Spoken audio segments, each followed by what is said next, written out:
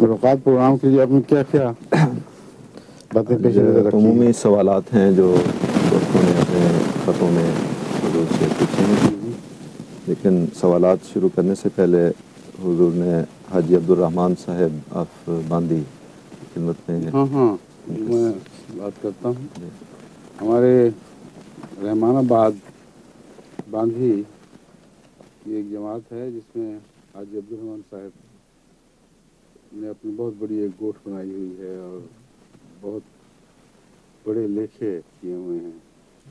وجہ یہ ہے کہ ایک زمانے میں حاجی صاحب، خدا کرے وہ اس وقت سن رہے ہوں دیکھ رہے ہوں، وہ امیر ضلع ہوتے تھے اور اس زمانے میں نواب شاہ کی حالت بہت اچھی تھی، بہت زور کے ساتھ ہر طرف جماعت کا پیغام بھی پھیل رہا تھا، اپنے بڑے احاطے میں بڑی بڑی مجالس منعقد کیا کرتے تھے، مندروں میں جایا کرتا تھا۔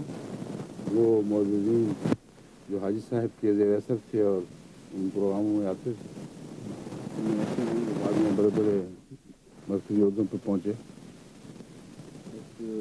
وہ دن بہت ہی خاص دن تھے، جماعتوں میں بڑی رونق تھی، ارد گرد سے اور دور دور سے بھی لوگ ملنے آیا کرتے تھے۔ حاجی صاحب کا میں نے اس لیے ذکر کیا تھا کہ حاجی صاحب بیمار ہو گئے ہیں، کچھ ان کو صدمہ پہنچا ہے، اپنی بعض عزیزوں کی طرف سے جن کو سے توقع تھی اس توقع پر پوری نہیں اترے۔ تو اس خیال سے میں یہ بات حاجی صاحب کی کر رہا ہوں کہ ان کو لوگ دعا میں یاد رکھیں۔ بہت مخلص، بہت ہی مہمان نواز، ساری ڈاہری قوم پر بہت ہی نیک اثر، اور اللہ تعالیٰ کے فضل کے ساتھ یہ احمدیت کو وہاں بلند کرنے اور جو بلند رکھنے میں بہت عظیم کردار ادا کرتے رہے ہیں۔